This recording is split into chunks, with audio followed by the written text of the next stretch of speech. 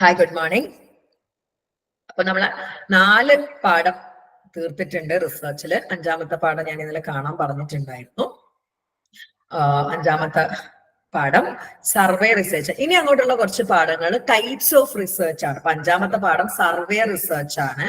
6ാമത്തെ പാഠം exposed factor research, അതും ഒരു തരത്തിലുള്ള റിസർച്ച് ആണ്. 7ാമത്തത് എക്സ്പെരിമെന്റൽ റിസർച്ച് അല്ലെങ്കിൽ ഫീൽഡ് എക്സ്പെരിമെന്റ് എന്ന് പറയും. അതുപോലെ തന്നെ 8ാമത്തെ പാഠം കേസ് സ്റ്റഡി ആണ്. 9ാമത്തെ പാഠം ഫാക്ടോറിയൽ ഡിസൈൻ ആണ്. ആൻഡ് 10ാമത്തെ പാഠം ക്വാസി എക്സ്പെരിമെന്റ്. 10ാമത്തെ എവിടെ പോയി?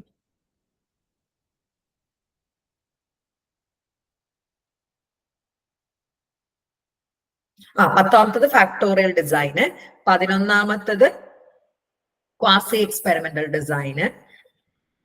12ാമത്തത് അതർ ഡിസൈൻസ് ആട്ടോ, കോറിലേഷൻ ഡിസൈന്, കമ്പാരിറ്റീവ് ഡിസൈൻസ്. 13ാമത്തത് ഇത്ര വരെ 12 പാഠം വരെ നിങ്ങൾക്ക് ഓരോ ടൈപ്പ് റിസർച്ചിനെ വളരെ ആഴത്തിൽ പഠിപ്പിച്ചു തരാം. ഓരോ ടൈപ്പ് റിസർച്ച് എന്താണ്, അതിൽ എന്തൊക്കെ ഇൻക്ലൂഡ് ആയിട്ടുണ്ട് എന്നൊക്കെ വളരെ വിശദമായിട്ട് പഠിപ്പിച്ചു തരികയാണ് ചെയ്യുന്നത്. ഓക്കെ, അപ്പം അതിൽ ഫസ്റ്റ് വൺ ആണ് സർവേ റിസർച്ച് എന്ന് പറയുന്നത്.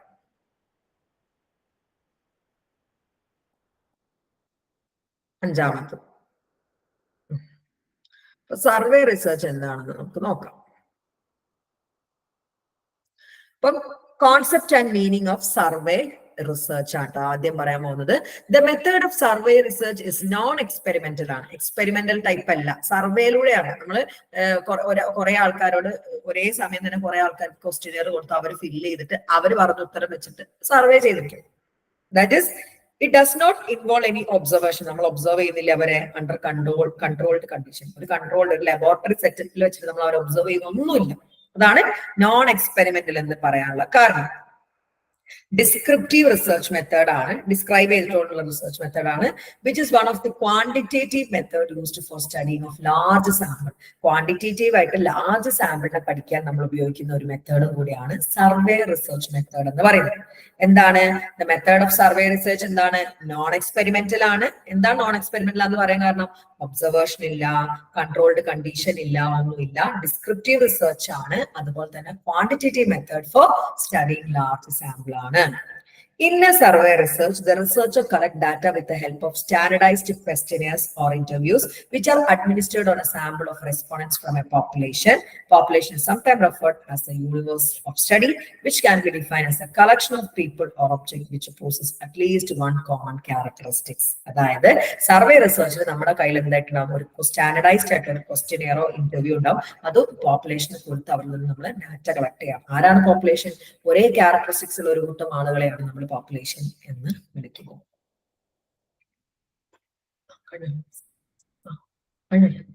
ഓക്കെ, ഒരു 10 minute. The method of survey research is one of the technique of applied social research, which can be helpful in collection of data through direct, such as direct face-to-face interview, and indirect observation, such as opinion on a library services of an institute. ഇനി surveys research technique applied social റിസർച്ചിൽ വളരെയധികം applied social റിസർച്ചിന്റെ ശരിക്കും മെത്തേഡാണ്. അവിടെ നമുക്ക് direct ആയിട്ട് face to face ആയിട്ട് data collect ചെയ്യാം, അല്ലെങ്കിൽ ഇമെയിലൂടെയോ ഫോണിലൂടെയോ ഇൻഡയറക്റ്റ് ആയിട്ട് നമുക്ക് ഡാറ്റ കളക്ട് ചെയ്യാൻ വേണ്ടി പറ്റും. അപ്പൊ സർവേ റിസർച്ച് എന്താണ്? നോൺ എക്സ്പെരിമെന്റൽ ആണ്. ഒബ്സർവേഷനോ കൺട്രോൾഡ് കണ്ടീഷനോ ഒന്നും വേണ്ട. ഡിസ്ക്രിപ്റ്റീവ് ആണ്. Quantitative method for studying large sample ആണ്. ഇവിടെ സർവേ റിസർച്ചിൽ റിസർച്ച് കളക്ട് ചെയ്യുന്ന ഡാറ്റ എന്തുപയോഗിച്ചിട്ടാണ്? ഒരു സ്റ്റാൻഡർഡൈസ്ഡ് ആയിട്ടുള്ള ക്വസ്റ്റ്യനെയറോ ഇന്റർവ്യൂയോ ഉപയോഗിച്ചിട്ട് അത് അഡ്മിനിസ്റ്റർ ചെയ്യുന്നത് സാമ്പിൾ ഓഫ് റെസ്പോണ്ടൻസ് ആണ്. ഒരു പോപ്പുലേഷൻ എന്നുള്ള സാമ്പിൾസിലാണ് നമ്മൾ അത് അഡ്മിനിസ്റ്റർ ചെയ്യുന്നത്. ഈ സർവേ മെത്തേഡ് അപ്ലൈഡ് സോഷ്യൽ റിസർച്ചിന്റെ ഭാഗമാണ്. അവിടെ നമ്മൾ ഡയറക്റ്റ് ആയിട്ടോ ഇൻഡയറക്റ്റ് ആയിട്ടോ നമുക്ക് ഡാറ്റ കളക്ട് ചെയ്യാം.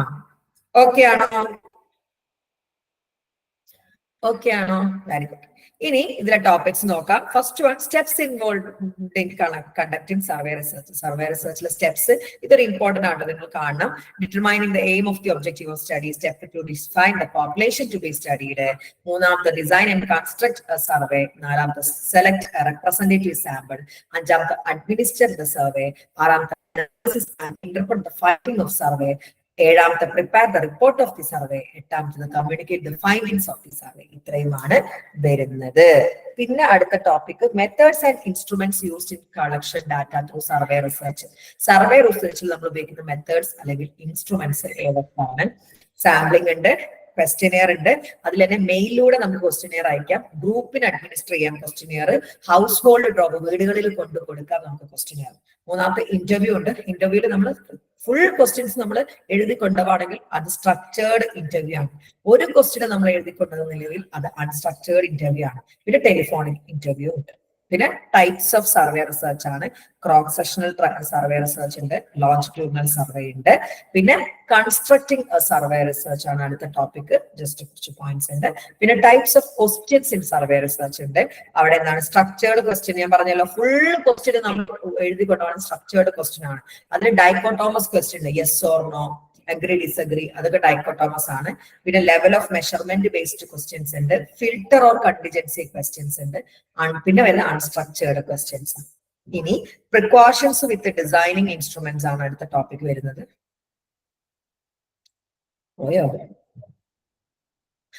പ്രിക്കോഷൻസ് വൈൽ ഡിസൈനിങ് ഇൻസ്ട്രുമെന്റ്സ് അതായത് സർവേ റിസർച്ചിന് വേണ്ടിയിട്ട് ക്വസ്റ്റ്യനെയർ തയ്യാറാക്കുമ്പോൾ എടുക്കേണ്ട പ്രിക്കോഷൻസ് പറയുന്നുണ്ട്. പിന്നെ സർവേ റിസർച്ചിന്റെ അഡ്വാൻറ്റേജസും ഡിസ്അഡ്വാൻറ്റേജസും പറയുന്നുണ്ട്. പിന്നെ difficulties and issue of survey റിസർച്ചിന്റെ ഡിഫിക്കൽട്ടിയും ഇഷ്യൂസും പറയുന്നുണ്ട്, അതും പറയുന്നുണ്ട്. ഇത്രയുമാണ് വരുന്നത്. ഓക്കെ ആണോ? ഓക്കെ ആണോ?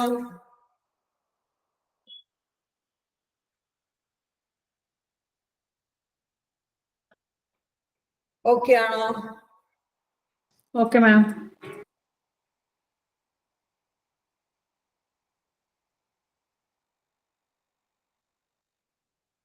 Very good.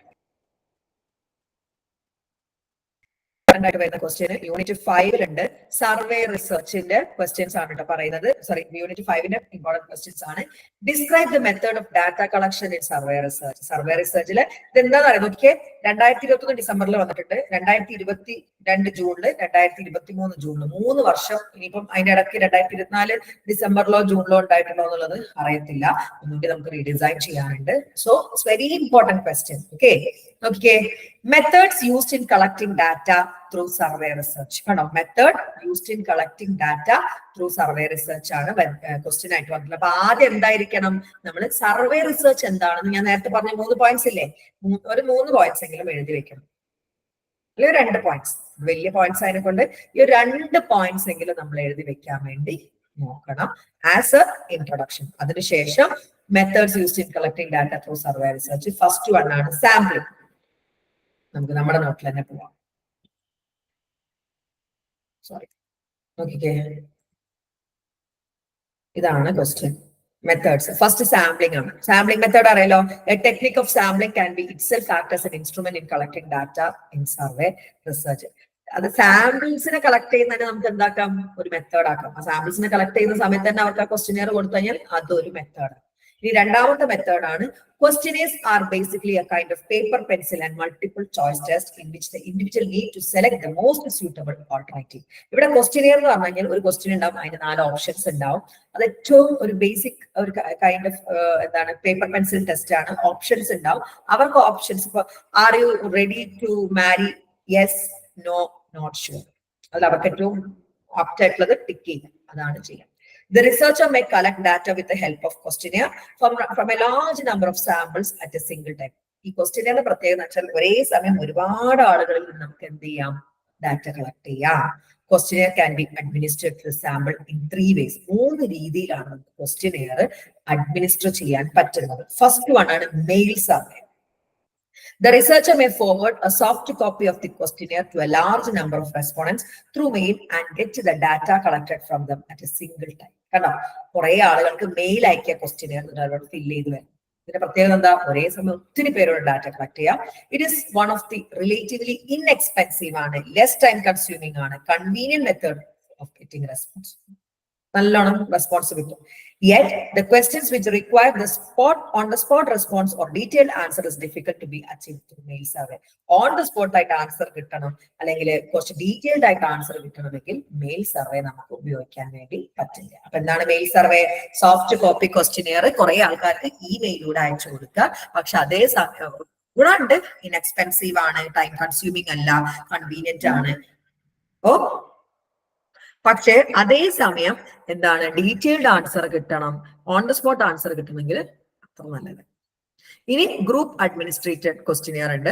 It is one of the traditional method of administrate question. Traditional മെത്തേഡാണ്. ഒരു ഗ്രൂപ്പ് ഓഫ് ആൾക്കാരെ വിളിക്കുക. The researchers call a large number of respondent to be present at a stipulated time period of a group. ഒരു പ്രത്യേക സ്ഥലത്ത് ഒരുപാട് ആൾക്കാർ ഒന്നിച്ച് വിളിക്കുകയാണ്. Under such a group setting the respondents R asked to respond to a structured sequence of question written in a paper or a question. ആണോ, structured question അവർക്ക് return ചെയ്തിട്ട് കൊടുക്കുകയാണ്, എന്നിട്ട് അവരോട് ഫില്ല് ചെയ്യാൻ പറയുന്നത്. The greatest advantage of this method is the respondent can clarify their doubt regarding any question that has been asked by the researcher instantly. ഇവിടെ ഏറ്റവും വലിയ പ്രത്യേകത, ഈ ക്വസ്റ്റ്യൻ എന്തെങ്കിലും ഡൗട്ട് ഉണ്ടെങ്കിൽ അപ്പ ചോദിക്കാം. വേറെ ഗ്രൂപ്പ് ഇരിക്കുകയാണ്, റിസർച്ചർ അവിടെ തന്നെ അവരോട് ചോദിച്ചിട്ട്. മൂന്നാമത്തേതാണ് household drop off survey. In this method, the researchers goes door to door to the respondent and personally hand over as well as collect the questionnaire from them. വീട് വീടാന്തരം കയറി അവിടെ hand over ചെയ്യും, അവർ fill ചെയ്ത് അവിടെ collect ചെയ്യും. It is a kind of pick and drop facility which is provided by the researcher so that the researcher can answer the questions according to their convenience. അവരുടെ convenience വെച്ച് answer ചെയ്തിട്ട് തിരിച്ചു കൊടുത്താൽ മതി. 3 type questionnaire ആണ്. Questionnaire administer ചെയ്യുന്ന 3 ടൈപ്പിലാണ്. ഒന്ന് ഇമെയിലൂടെ, ഒന്ന് ഗ്രൂപ്പിലായിട്ട്, ഒന്ന് household drop off. Okay ആണോ? ഓക്കെ ആണോ? അടുത്ത മെത്തേഡാണ് interview method. Face to face ആയിട്ട് എടുക്കുന്നതാണ്. Interview is a kind of face to face interaction which help in providing more honest answer and response from the sample as the interviewer, the one who is interviewing, that is the researcher, works directly with the respondent or interviewee, the one who's been interviewed. Interviewee എന്ന് പറഞ്ഞാൽ interview ചെയ്യപ്പെടുന്ന ആൾ, interviewer എന്ന് പറഞ്ഞാൽ interview എടുക്കുന്ന ആൾ. ഞാനിപ്പോ ഷർമിനെ interview ആണ്, ഞാൻ interviewer ആണ്, ഷർമിന ഇന്റർവ്യൂയി ആണ്. ഇവിടെ interview face to face interaction ആണ്, കുറച്ചുകൂടി ഹോണസ്റ്റ് ആയിട്ട് നമുക്ക് ആൻസർ കിട്ടും, കാരണം ഞാൻ ഡയറക്റ്റ് ആയിട്ട് ആൻസേഴ്സ് കളക്ട് ചെയ്യാണ്. Unlike questionnaire, the interview has an opportunity to ask follow-up questions. Questionnaire പോലെയല്ല, ഇപ്പൊ താങ്കൾ തൃപ്തരല്ല എന്ന് പറയുമ്പോൾ അത് എന്തുകൊണ്ടാണ്, ഇപ്പൊ ക്വസ്റ്റ്യനെയറിലാണെങ്കിൽ തൃപ്തരല്ല എന്ന് എഴുതി വെച്ചാൽ ബാക്കിയില്ല. ഇന്റർവ്യൂ ആകുമ്പോൾ എന്തുകൊണ്ടാണ് തൃപ്തരല്ല എന്നുള്ളത് ഫോളോ അപ്പ് ക്വസ്റ്റ്യൻ വേണമെങ്കിൽ നമുക്ക് ചോദിക്കാൻ വേണ്ടി പറ്റും. They are the best suitable method for those questions which require opinions or impression from the respondents. Opinions or impression ഒക്കെ കിട്ടണമെങ്കിൽ ഏറ്റവും നല്ലത് എന്താണ്, നമ്മുടെ ഇന്റർവ്യൂ ആണ്. Interview can be of different types. 3 type ആണ്. സ്ട്രക്ചേർഡ് ഇന്റർവ്യൂ ഉണ്ട്. Structured interview has those interview in which the question that are to be asked from the respondent are prepared and pre-plan in advance by the researcher. എല്ലാം prepare ചെയ്യും, pre-plan ആയി, ഒന്നും കൂട്ടാൻ പറ്റില്ല, ഒക്കെ ആദ്യം ചെയ്തുകൊണ്ടിരുന്നുണ്ടെങ്കിൽ അതാണ് എന്ത്, structured interview. The researcher imposed those prepared questions on the respondents serially and note down the answers given by them. Series ആയിട്ട് എഴുതിയ ക്വസ്റ്റ്യൻസ് അതേ സീരീസിൽ നമ്മളോട് ചോദിക്കും, ആൻസർ നോട്ട് ചെയ്യും, നമ്മുടെ കയ്യിൽ ഒന്നും എടുത്ത് ഇടില്ല. അതാണ് സ്ട്രക്ചേർഡ് ഇന്റർവ്യൂ. ഇനി അൺസ്ട്രക്ചേർഡ് ആണെങ്കിലോ, interview are said to be unstructured when the researcher conduct an interaction with the respondent in an informal atmosphere. Informal atmosphere വായി തോന്നി ചോദിക്കാണ്, ഒന്നും പ്രിപ്പയർ ചെയ്ത് പോയില്ല. Nothing is pre-planned in advance. The response of the sample given to the clue to the researcher to ask the question. ഒരു ചോദ്യത്തിന് ഷർമിന നൽകുന്ന ഉത്തരം അടുത്ത ചോദ്യത്തിന് ഒരു ക്ലൂ ആയിട്ട് മാറാം. അങ്ങനെ ഒന്നും പ്രിപ്പയർ ചെയ്യാൻ പോകാത്താണ് അൺസ്ട്രക്ചേർഡ് ഇന്റർവ്യൂ. And മൂന്നാമത് ടെലിഫോണിക് ഇന്റർവ്യൂ ആണ്. In order to save time and money, the researcher may call the subject or sample through telephone and ask them questions to collect data. ടെലിഫോണിലൂടെ ചോദിക്കുന്നത്. This method helps in saving time and energy, but the sample get limited to only the part of the population who have the facility of telephone in their residence or of expanded. Again, text is that പക്ഷെ telephone ഉള്ളവർക്ക് ചെയ്തിട്ട് നടക്കുള്ളൂ, അതൊരു difficulty ആണ്. Telephone ഇല്ലാത്തവരാണ്. അപ്പൊ methods ആയിട്ട് 3 എണ്ണാണ് വരുന്നത്. Sampling, questionnaire 3 ടൈപ്പിൽ അഡ്മിനിസ്റ്റർ ചെയ്യാം. മൂന്നാമത്തെ ഇന്റർവ്യൂ 3 ടൈപ്പാണ്, സ്ട്രക്ചേർഡ്, അൺസ്ട്രക്ചേർഡ്, ടെലിഫോണിക്. ഓക്കെ ആണോ? ഓക്കെ ആണോ? Okay ma'am. ഓക്കെ. ഇനി 2021 വന്നൊരു ചെറിയ ക്വസ്റ്റ്യൻ ഉണ്ട്, റിസർച്ച് ബയാസസ് എന്താണ്? The research bias and prejudice might have significant influence on finding of the research, survey research, so they should be fully aware of the reputation of their bias.